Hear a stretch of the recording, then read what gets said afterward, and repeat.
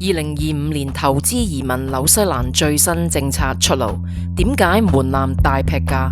點先至符合資格？投資選擇、PR 好處，一次過拆解晒。Let's find out。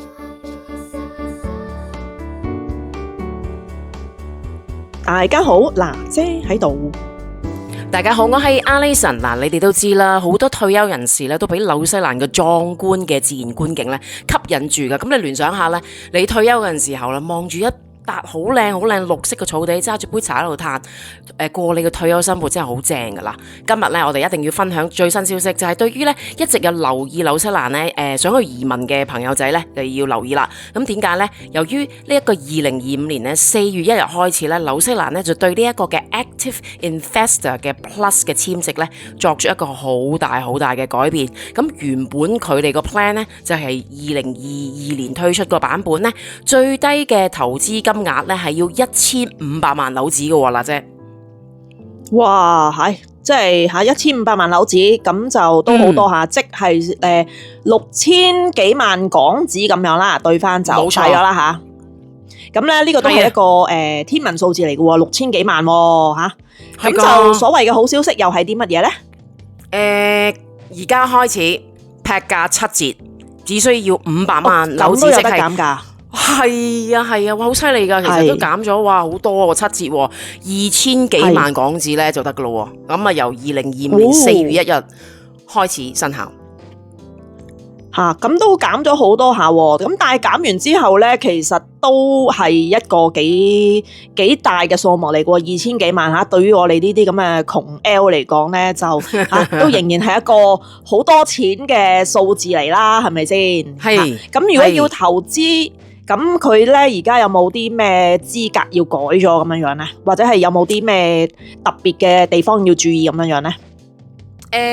注意就係以下啦。咁之前咧1500萬咧，因為咧嗰個反應實在太差，得咧1年裏面得15個人申請，咁你話啦，真係完全係唔掂啦。咁基本上咧，因為咧大部分投資者咧有得比較，係咪例如澳洲啦，同埋加拿大啦，咁人哋個門檻咧冇咁高噶。咁以下咧就係合資格嘅項目，咁大家要注意啦。咁住宅物業咧嘅投機嘅樓盤發展咧，係呢一個嘅唔合資格噶。咁喺紐西蘭上市公司入邊咧做波動股東咧都係唔合資格嘅，同埋咧境外投資咧都唔合資格嘅，同埋私人用途嘅資產，例如呢一個遊艇啊、藝術品咧都唔合資格嘅。咁咧合資格嘅有以下啦，就係直接咧要投資喺咧紐西蘭咧非上市嘅私人公司咧一定要喺紐西蘭咧註冊同埋營運啦，而且咧唔係呢一個嘅上市公司啦。咁嘅category 包括有呢個科技，咁有軟件啦、SaaS 啦、人工智能啦，同埋農業科技呢一個嘅食品創新啦，同埋呢個綠色科技同埋可持續發展嘅先進嘅製造業啦、生物科技啦，同埋呢個旅遊創新。咁for detail 咧，你就要上翻佢哋個官網嗰度咧，慢慢自己睇翻啦。係都係一啲IT 方面嘅嘢比較多少少啦，係咪？係啊 high tech 嘢。係咁除此之外咧，咁仲有冇其他啲咩嘅特別要求咁樣樣咧？咁好特別嘅啦，就係其他嘅 changes 咧，就係取消英文嘅要求喎。咁申請人咧而家咧就唔使再需要提供呢一個英文能力證明喎。咁成個申請嘅流程就簡單好咗，即係話啦，你一啲英文都唔識咧都得嘅喎。咁其實都唔會一啲英文都唔識啩，係咪先？係咯，咁你都搞得呢啲咁嘅生意，咁基本上都係啦，都基本嘅英文都應該會識嘅，其實係咪？不過咁，你亦都可以即係有好多方法嘅，例如有啲移民公司啊，咁基本上你交晒俾佢搞咧，咁呢啲就個個人都唔同嘅，咁佢哋自己去研究啦。冇錯，係啦，係咁就除此之外咧，咁仲有冇啲咩特別嘢咁樣？有啲咩要求咧？如果你真係申請咗之後嘅話？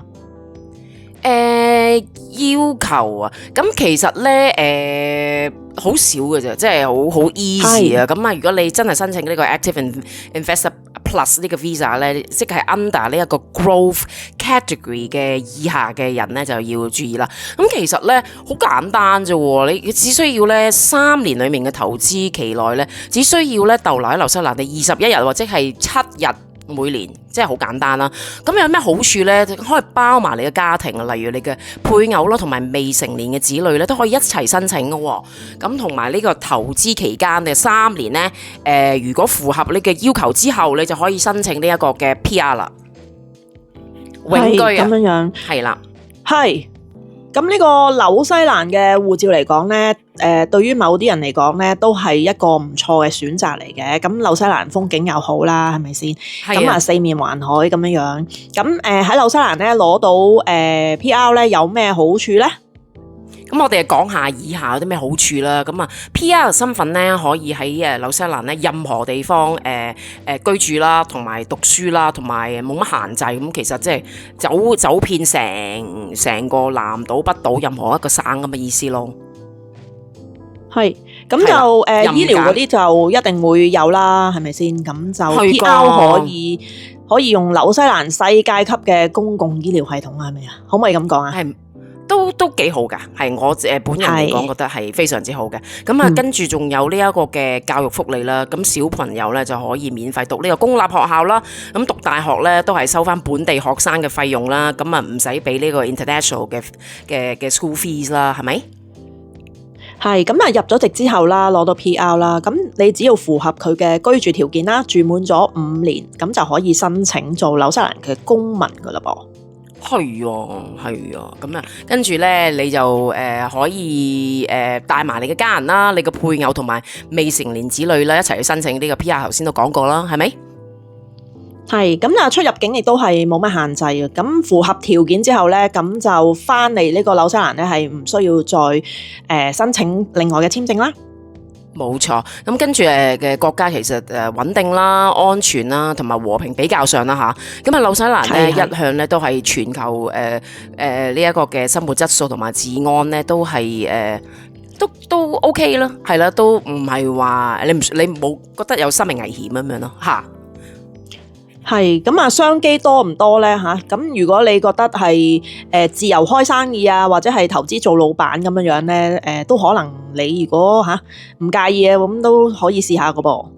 即係喺呢一個嘅 freedom 方面咧，你想投資做任何生意咧，都冇乜嘢束縛同埋限制，好 free 下嘅。係啊，你想做一啲好特別嘅嘢又得，做嗰啲好 general 嘅嘢又得，個政府都係好開放嘅。咁嗱，如果咧你哋咧有2000零萬港紙 spare 嘅散紙嘅，咁究竟紐西蘭會唔會係你哋嘅其中考慮一笪地方嘅咧？